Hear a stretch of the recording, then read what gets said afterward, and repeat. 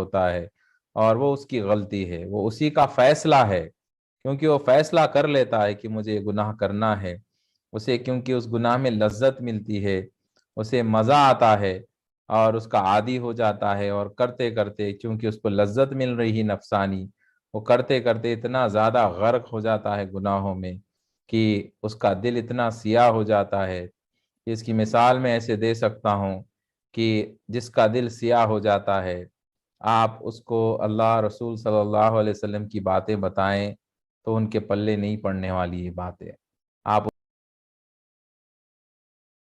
ان کو دعوت دیجیے اسماء الحسنہ کا،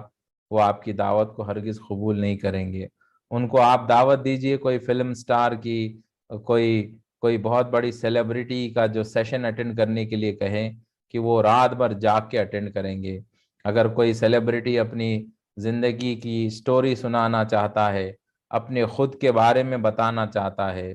تو کسی فلم کے ہیرو یا ہیروئن کو دیکھنے کے لیے یا ان کی زندگی کے واقعات کو سننے کے لیے یہ لوگ رات بھر جاگیں گے،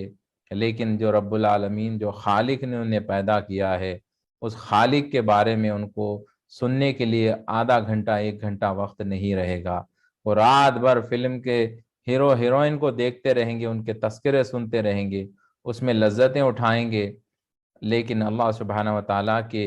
ان کو صفات کے بارے میں آپ بتائیں، اسماء الحسنہ بتائے، سرکار دو عالم صلی اللہ علیہ وسلم کے بارے میں بتائے، انہیں اس میں ہرگز مزہ نہیں آئے گا، ہرگز لذت نہیں آئے گی، وہ بور ہو جائیں گے، وہ کہیں گے کہ کتنی دیر تک یہ سیشن چلے گا، ختم کر دو۔ اور وہی چیز اگر ان کو فلم کا گانا چلا دے، میوزک چلا دے، بے حیائی کے نظارے دکھا دے، بری چیزیں بتائے، غیبت کرنے کے لیے بولے، بیٹھ جائے، وہ رات بھر بیٹھ جائیں گے، رات بھر جو ہے فلمیں ڈرامے دیکھتے بیٹھ جائیں گے، انہیں بہت مزہ آئے گا۔ لیکن وہیں پر آپ قرآن پاک کی تلاوت کی بات کرے، قرآن پاک کا ترجمہ سننے کی بات کہے، نعت پاک پڑھنا یا سننے کی بات کہے، انہیں ہرگز اس چیز میں لذت نہیں آئے گی۔ اس کی وجہ کیا ہے؟ کہ ان کی ساری روحانی قوت ختم ہو گئی ہوتی ہے۔ جب روحانی قوت ختم ہو جاتی ہے تو پھر اس پہ شیطان غالب ہو جاتا ہے، نفس پوری طرح غالب آ جاتا ہے۔ اب وہ نفس شیطان کی پیروی کرتا ہے، اور شیطان تو ہمارا کھلا دشمن ہے، اس کا تو ایک ہی مقصد ہے کہ انسان کو پوری طرح تباہ کر دے اور اس کو ہمیشہ کے لیے جہنم کی آگ میں ڈھکیل دے، اس کا ایمان چھین لے۔ اس کا ایک ہی مقصد ہے کہ کہ کس طرح سے مسلمان کا ایمان چھین لیا جائے اور کس طرح سے اس کو جہنم کی آگ میں ڈھکیل دیا جائے۔ یہی سب سے بڑا جال ہے، یہی دھوکہ ہے، اور اسی دھوکے کو ہم سمجھنا ہے، اسی شیطان کے چال کو ہمیں سمجھنا ہے، اور اس جال کو پھاڑ کے چیر کے ہمیں باہر نکلنا ہے، شکنجے سے باہر نکل جانا ہے، شیطان کے زنجیروں کو توڑ کے ہمیں نکل جانا ہے۔ اور جو شخص اس زنجیروں سے توڑ کے نکل گیا، جو اس جال کو سمجھ گیا اور اس کے چال کو سمجھ گیا اور اس جال کو پھاڑ کے باہر نکل گیا، سمجھ جائیے کہ وہ کامیاب ہو گیا، اسے دنیا کی کامیابی مل گئی اور آخرت کی کامیابی مل گئی۔ جو اس جال کو نہیں سمجھ پایا، جو شیطان کے اس شکنجے کو سمجھ نہیں پایا اور شکنجے سے لڑ نہیں پایا، شیطان سے لڑ نہیں پایا اور شکنجے سے باہر نکل نہیں پایا، تو پھر وہ انسان کو برباد ہونے سے کوئی بچا نہیں سکتا، تباہ ہونے سے کوئی بچا نہیں سکتا، کیونکہ یہ اس کے خود کا فیصلہ ہے۔ جو خود ہی غرق ہونا چاہتا ہے، خود کا فیصلہ ہے کہ وہ جہنم کی آگ میں کودنا چاہتا ہے،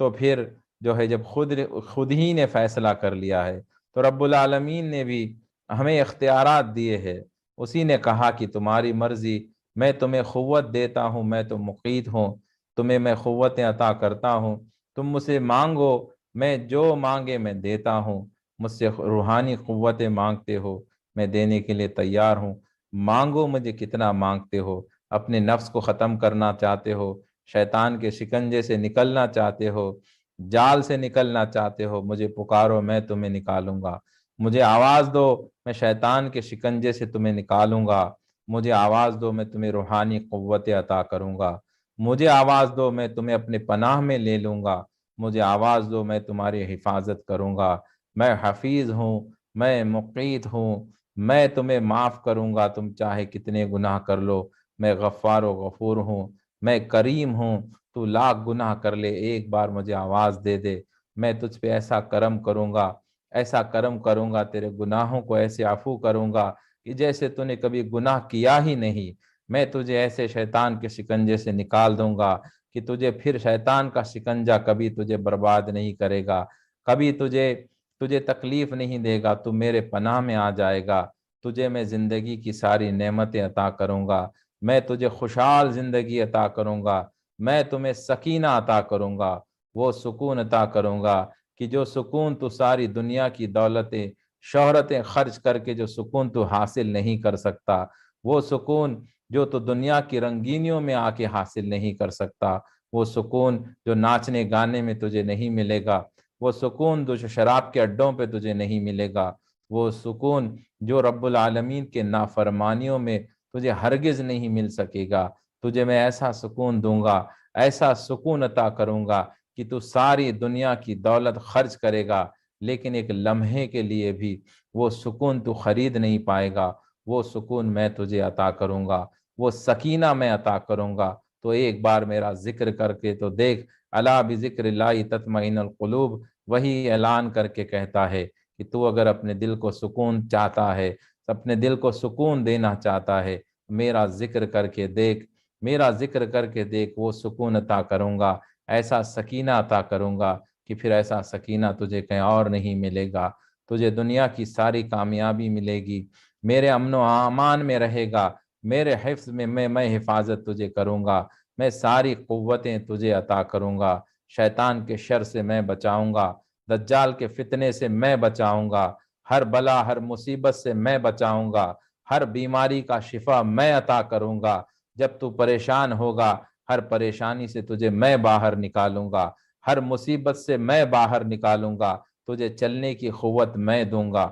بولنے کی قوت میں ہی دیتا ہوں، دیکھنے کی قوت میں ہی دیتا ہوں، سوچنے سمجھنے کی قوتیں میں ہی دیتا ہوں، تجھے لمبی حیات چاہیے میں لمبی زندگی دیتا ہوں، تجھے کیا چاہیے؟ تجھے زندگی چاہیے، لمبی زندگی چاہیے، کیا چاہیے؟ تجھے رزق چاہیے، میں رزق دیتا ہوں، کیا چاہیے؟ آرام چاہتا ہے، میں آرام دیتا ہوں، تجھے کیا چاہیے بتا؟ دنیا کی دولت چاہیے، مانگ مجھ سے جتنا مانگتا ہے، ساری دنیا کی دولتیں تیرے قدموں میں ڈال سکتا ہوں، تجھے مانگ کیا چاہیے؟ تو آرام کرنا چاہتا ہے، سکون حاصل کرنا چاہتا ہوں، ساری دنیا کی سکون عطا کر دوں گا، میں تجھے